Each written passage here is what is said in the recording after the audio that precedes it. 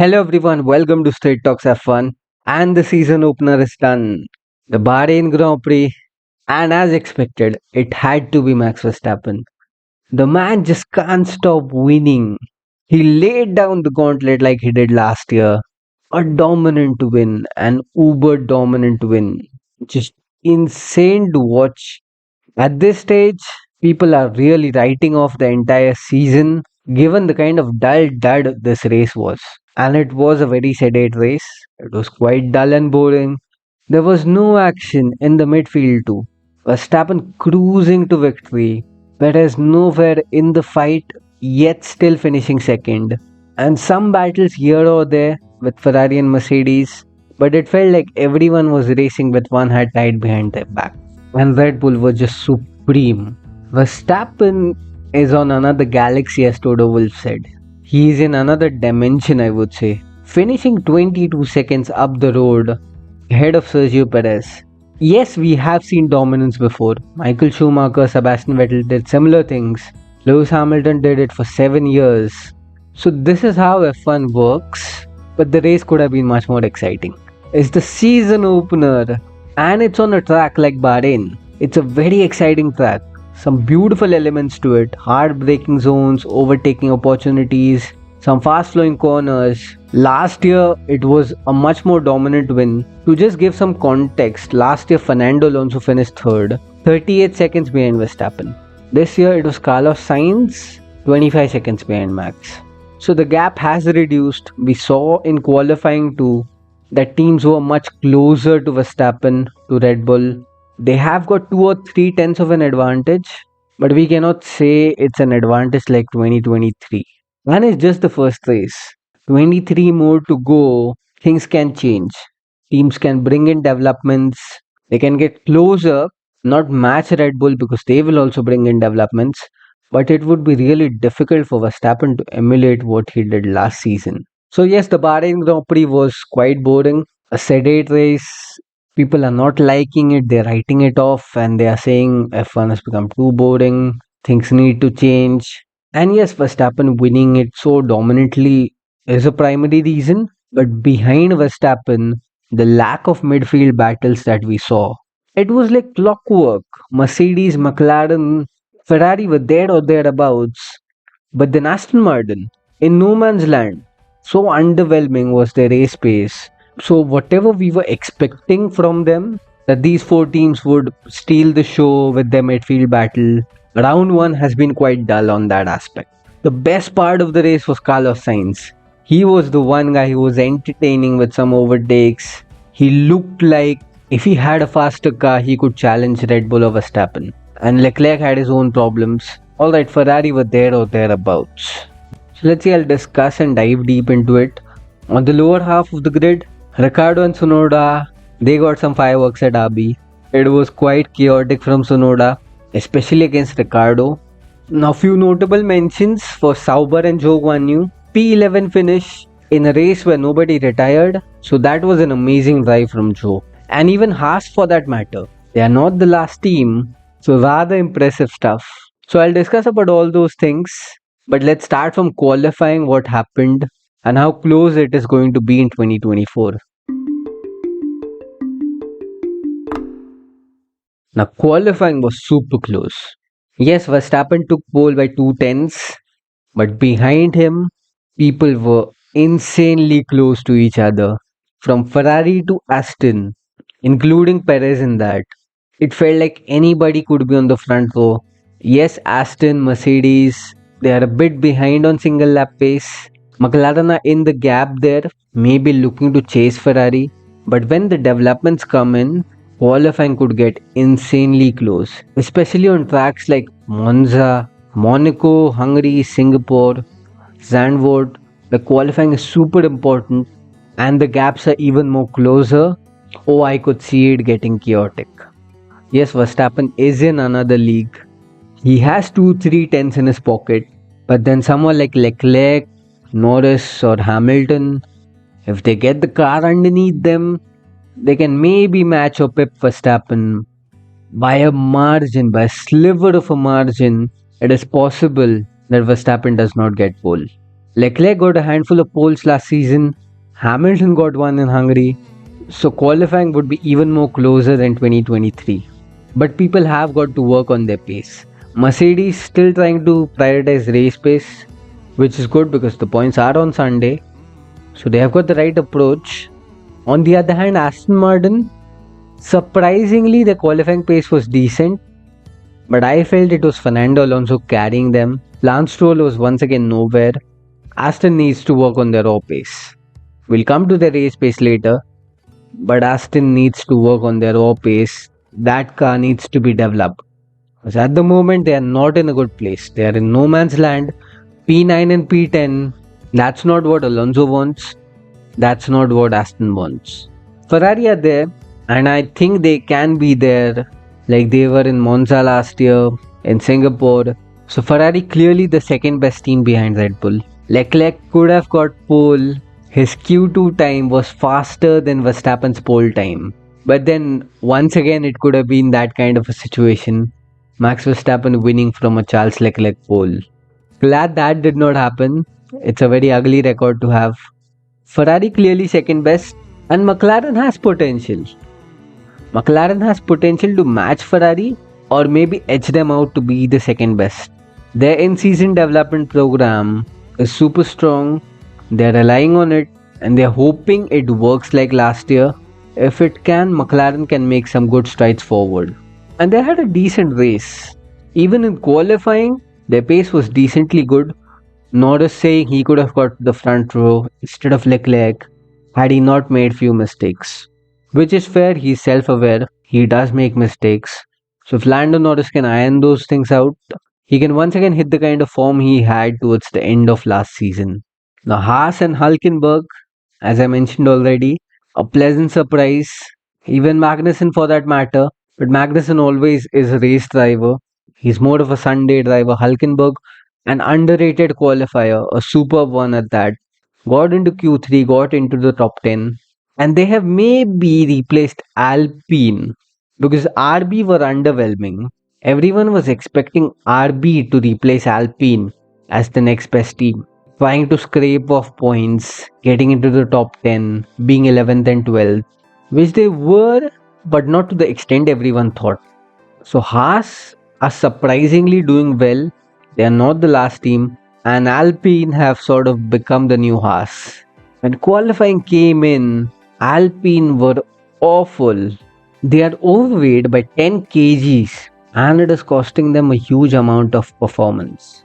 They were dead last in qualifying, 19th and 20th, did not get off the bottom. It is unfathomable to see a team, the Enstone based team that helped Michael Schumacher win his first two championships, dead last. As the Benetton team, they were a formidable force in the 90s, challenging constructors, OEMs, winning championships. Even as Renault with Alonso, they have had some brilliant success. And now they are in this vicious loop of mediocrity. So yeah, their car has got problems. It looks very bulky, the nose. Instead of that nose, if they could have used a baguette, and instead of the fuel, if they could have used some French wine, it would not have made a difference probably. Alpine have imploded and they need a turnaround badly. Hopefully something like McLaren did last season. But let's see what happens. Let's get to what happened in the race and how dull it was. So the lights went out. Max Verstappen got a minor challenge into turn 1. Charles Leclerc trying to go around the outside, but that was it. As Leclerc settled into P2, then got overtaken, Verstappen just went on with it. He went off, nobody to catch him. There was nothing anybody could do. Literally nothing anybody could do. It was like clockwork. The same thing as Abu Dhabi, the same thing as Japan, the same thing as Belgium. If any of the 19 wins from last year, F1 TV could have shown the replay, because even behind him there was nothing happening. The midfield battles were so sedate. There were no battles literally. McLaren Mercedes just had some sort of pit stop strategy battle going on, but nothing beyond that. No on track action. Ferrari and Russell had some battle. The inter-Ferrari battle to Sainz on Leclerc, that lunge into turn 1. Russell making a mistake, Leclerc getting him. But overall, it was all about the masterclass from Verstappen and Red Bull. And even Perez, he showed up 22 seconds behind Max. That's debatable whether he had a great race or not. But as long as he's bringing P2, getting the points home, Red Bull won't complain. Doesn't matter if he finished 2 seconds behind Max or 20 seconds behind Max. But yeah, overall, a very sedate race. Ferrari were good, but they still need to catch up and they had the issues. But that's my major gripe. At Ferrari, Mercedes, McLaren, Aston, they were all in their own zones and it was a very weird race. A sedate one, everyone going at their own race pace. We saw no crossover to have these guys battle each other. So there is potential there in this midfield to see some great battles. They got to bring upgrades. They got to catch up with Red Bull, try to get closer to them. For Ferrari, they had the issues with Charles Leclerc. Was it the car problem or was it Leclerc's problem? That is still up for debate. He was constantly locking up. They had replaced a part of the brake duct before the race, and it's quite crazy to see that exact part being the problem. Last year we had a similar situation. Ferrari replaced some of the power unit elements and it was a power unit failure. They had some hydraulics issue and Leclerc had to retire from the race. So it's quite insane to see the part Ferrari replaces falters in the race or will cause issues to Leclerc, and it is always Leclerc. I don't know if Sainz had the same issue because on his side of the garage things were looking quite sorted. And the way Sainz was diving down the inside, was passing cars, looking really racy, he seemed all under control. So was it just Leclerc's car that had this issue? Was it Leclerc's driving? Sainz said that he managed that issue. He also had some brake issues, but he managed it to adapt his driving style, stay out of the dirty air. So that's something Leclerc has to look at. If there is a potential issue with the car, he needs to figure out a way to get around it. And eventually he did. His pace towards the end of the race was rather good. Missed out on the podium. But yeah, that's just Leclerc's luck. Carlos Sainz. What a drive.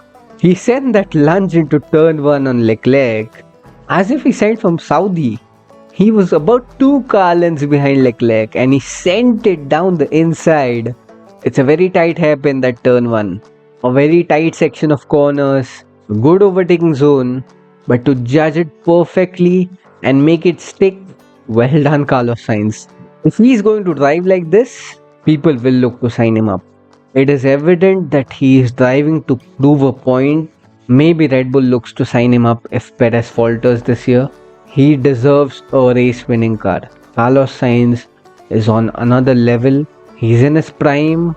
Yes, Ferrari are signing Hamilton instead of him, but it still looks like a very bad decision made, given how Leclerc and Sainz work well.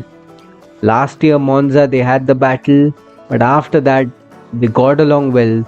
They worked like a team in Singapore. So yeah, it is Ferrari's loss to let go of Carlos Sainz, but certainly an amazing drive from him. So yeah, Ferrari are second best to Red Bull. Hopefully, they can get some wins this year.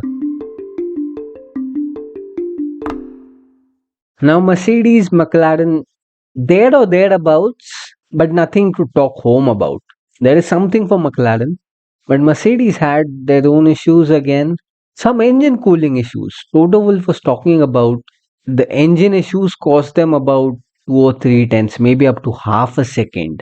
So that's quite something. Engine is not unreliable, it's all there. It's not delivering what they want. That's the reason they were not able to run with Ferrari. Russell had a battle with Leclerc. He was fine. Qualifying P3, he had the potential for the podium, but the engine issue may have caught them fighting with one hand behind their back. So Mercedes has potential, but they got some work to do too. And Hamilton, for that matter, he was quite nonchalant and he was quite joking on race day.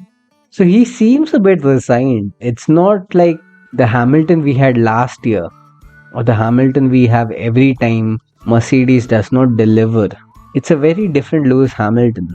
And yes, the reason is obvious because he's leaving, but he seems a bit resigned. In the interview after the race, he was asked about the positives that they can take to Jeddah. He took a couple of seconds of pause and then answered, the car's reliable. I mean, that is a driver who's probably left the team mentally. So, yeah, I think he's sort of written off that he's not going to fight for any wins or championships this year, which is the realistic picture. Probably he just does not want to make things tough for his team. He's done that a lot over the past 2 years. So, yeah, I think Hamilton is just being relaxed at the moment, not worrying about it too much because he knows it doesn't matter. Just doesn't matter whatever he does. So there comes a point in every person's life, right, that they don't care about things, they stop bothering about things that matter to them a lot. Probably Hamilton's reached that level with Mercedes, that anyways he's going to walk away, he's going to leave, so why bother and get himself all tensed and riled up. So yeah, hopefully Mercedes do well, recover. McLaren on the other hand, I would say a rather positive race given where they are and given where they were 12 months ago. Lando Norris pitted 6 times last year. This year he only had to pit twice. And Oscar Piastri also finishing the race. So they would be glad they reached the checkered flag, got home some points, and started the season off on a decent note, not a great note, but they have admitted that they got upgrades to come. The car is not where they want.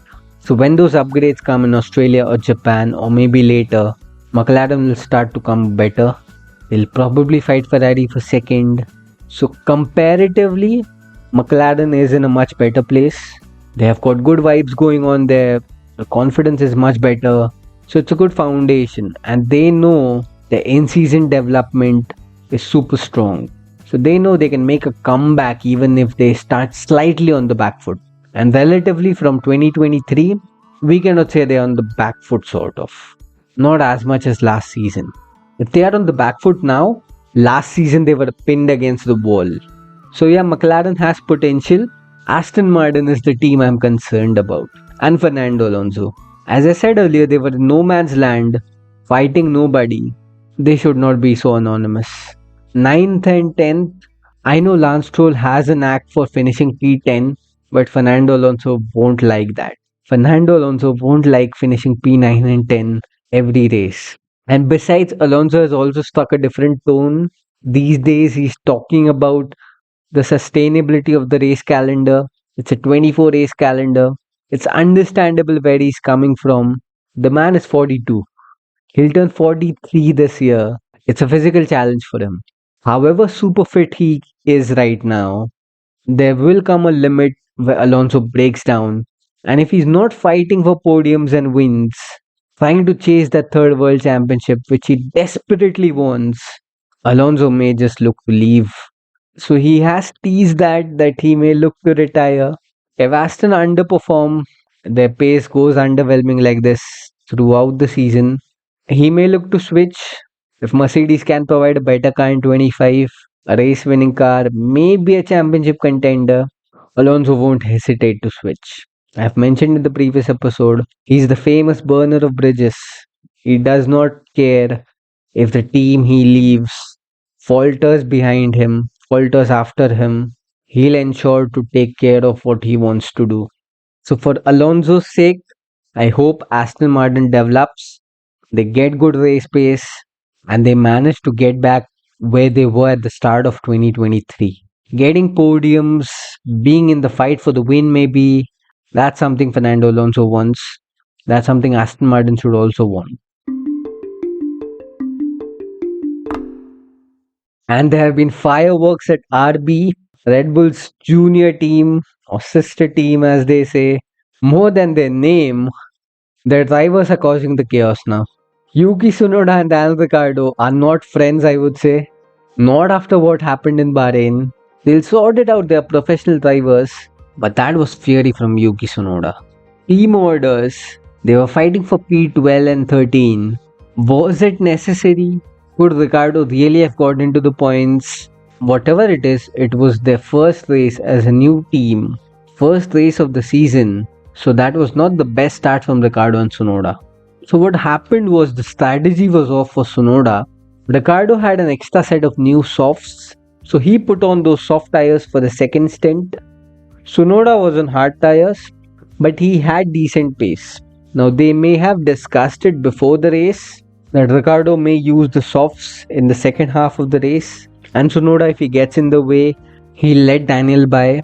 Probably the timing of it. It was quite late in the race. Tsunoda was chasing Kevin Magnussen. Now I'm not saying Tsunoda could have got him, but eventually even Daniel did not get him. So it sort of compromised Tsunoda, and of course he was not happy. Those team radios. It was insane to hear Yuki Tsunoda just going at it against Daniel Ricciardo.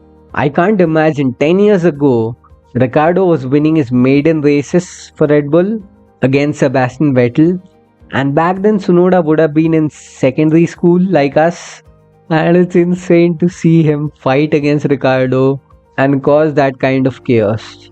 But yeah, he has all the right to. He is super quick. Yuki is a super quick driver, and people are arguing on Twitter, why does Daniel Ricciardo needs team orders to get past Tsunoda? Fair enough, he's got the soft tires, tire advantage against Tsunoda's hard tires, but that's the team dynamic people decide upon. Before the race, if drivers know they could be on different strategies, they decide that if they get in each other's way, they will let the other by who's on a better strategy, on a more aggressive strategy. It's pre-decided. RB could have handled the situation better, yes, because the timing of it was pretty late. So there was nothing much to gain there, swapping them over. Eventually, that's how they finished. And then it wasn't over. On the cool down lap, Tsunoda dived down the inside at turn 8, and then he locked up. And then Ricciardo was just cruising to get back. Right before turn 9, Tsunoda zoomed past him. He could have almost hit him. So that was a bit spiteful, maybe. Unnecessary stuff from Yuki. Ricciardo labeled it as immaturity, which is quite fair. I think he let him cool down. They'll try to sort it out before Jeddah. Ideally, they should. But it's going to be difficult if this is going to carry on for the rest of the season. Because both Ricciardo and Tsunoda are aiming for one thing, Sergio Perez's seat. So I don't see them not fighting with each other. So let's see what happens. This is going to be a fun dynamic to watch. If RB can develop and be a contender for points, oh, Ricciardo and Tsunoda could be a very frosty rivalry. Nobody saw this coming, or nobody probably saw it getting this heated in race 1. So interesting. Daniel Ricciardo versus Yuki Tsunoda. Watch out for that. Now, few notable mentions I would like to discuss. So, under the radar points, Joe Guanyu for Sauber. As I said, amazing drive. P11 in a Sauber that people did not expect to be there. Rather good stuff. He was unlucky that nobody DNF retired from the top 10, or else that could have been some handy points. And on the other hand, Valtteri Bottas suffering with a pit stop blunder. So two polar opposites for Sauber there. Bottas 52-second pit stop. Why is it always Bottas? Why is it always Valtteri Bottas to suffer from the worst pit stops? People say Ferrari, Leclerc, Norris and McLaren at times maybe. Yes, they do have bad pit stops. Does anyone have bad pit stops as Valtteri Bottas? Sakir Grand Prix 2020, that awful pit stop blunder they had with Russell and Bottas, and it just went on and on. A minute or so. They put on the wrong tires, it was all sorts of chaos. Then Monaco 2021, the wheel nut getting stuck on his car, the wheel doesn't come off, and he has to retire. The pit stop went on for 43 hours. Yeah, it's that kind of a situation for Valtteri. Every time it's him suffering with a horrible pit stop. A 52-second pit stop. That was just game over there. But Sauber has got pace, so would be interesting to see if they can develop If Bottas can be there, it would be fun to watch a Sauber there. Haas are really exciting. As much as I'm underwhelmed by Alpine, disappointed, I don't know if there are any Alpine fans, but at the same time, there were Gunther Steiner fans who followed Haas for Steiner, and this was their first race without Steiner. No Gunther Steiner for the first time in Haas's history, which is not very long but still. And Ayao Komatsu cooked. They did the classic undersell, saying we were going to be at the back of the grid, etc. etc. They worked on their tire degradation issues. Yes, Steiner would have had some sort of input. The car was developed last year, but to get it executed well, credit to Komatsu for that. They executed it brilliantly. The car is much better in terms of tire degradation. The race pace was there, of course, because nobody retired, so they could not show that there is potential for points. But what people are saying after the race, Haas is not the last team. They're certainly inching closer to the midfield. So there are positive signs for Haas. And Nico Hulkenberg, honestly, he deserved more. That first lap contact with Lance Stroll, he had to pit at the end of lap 1. It really compromised his race, or else he could have been in P11 or P12. Magnussen finished 12th. So yeah, Hulkenberg definitely missed out on a good result there. Fingers crossed, in a chaotic race, Haas can do well, scrape some points off. Which they will. That's how it works, the law of averages. People cannot week in, week out finish in the top 10, the top 5 teams. Somebody at some point will have some issue. That's when Haas needs to capitalize. That's when Sauber needs to capitalize. So yeah, not bad from Haas and Sauber, I would say. On the other hand, Williams, nothing to note of. Issues for Albon and Sargent with their steering wheel. The new steering wheel, nothing to write home about for Williams. Sargent had a big lockup because of that, because of his steering issue. Settings got changed automatically, they say. So let's see if Williams can join this pack of Haas and Sauber. Maybe challenge RB2. Now to talk about Alpine at last, I've glossed over a lot of those things I wanted to say about Alpine. The latest developments are coming in that the technical director Matt Harmon was at the car launch discussing everything, and one of the head of aerodynamics, they both have resigned reportedly. So Alpine is imploding. It's a French implosion, I would say, and it's not good. They got new investors last year. Ryan Reynolds, Patrick Mahomes, all those guys from the NFL, Anthony Joshua, boxer. So all these huge star names coming in as investors, and they're dead last. Not something they would like, not something the investors would like. It's a sizable investment. 200 million euros, it's a sizable investment. So yeah, something Alpine needs to worry about because their car is horrible at the moment. They need a McLaren-like turnaround, and the way they executed the race, the way their race weekend went, it sort of felt like they're imploding like the French army from World War II. In the initial phases of World War II, the way the French capitulated, Alpine's Bahrain Grand Prix was like that. So they are on a very steep, slippery slope. Alpine needs a recovery plan. They would desperately take a McLaren-like turnaround, but as I said, they're in this loop of mediocrity and just going backwards season by season by season. In the race, both Gasly and Ocon got nowhere close to the top 10. So they will be devastated. And if this carries on for even half the season, both Gasly and Ocon are looking for new seats. Both of their contracts expire in 2024. So Alpine is not in a good place. Pierre Gasly and Esteban Ocon are decent drivers. They are race winners. So they certainly deserve much more than what Alpine is giving them right now. But will Mercedes take them? Will anybody else take them? I feel they are sort of stuck now. Fingers crossed what happens with Gasly and Ocon. It will be interesting to watch. And can Alpine recover? Because at the moment, it's a classic French implosion. That's what I would say. So last year, Bahrain was great. Fernando Alonso on the podium. We had multiple battles in the midfield. This year, complete opposite. Very underwhelming. Sedate, dull, boring. Yes, Verstappen winning by a dominant margin, but that was the case last year too. And last year's Bahrain Grand Prix was rather good. So the lack of midfield battles, again, as I said earlier, that is the major reason this race was so dull. Hopefully, this is not the reflection of what the season is going to be. 23 races more to go. Fingers crossed, we'll get some banger races. They should be better, they will be better. That's how the law of averages works. Verstappen and Red Bull just cannot come in, week out, and execute the race weekend perfectly. They will falter at some point. They did in Singapore.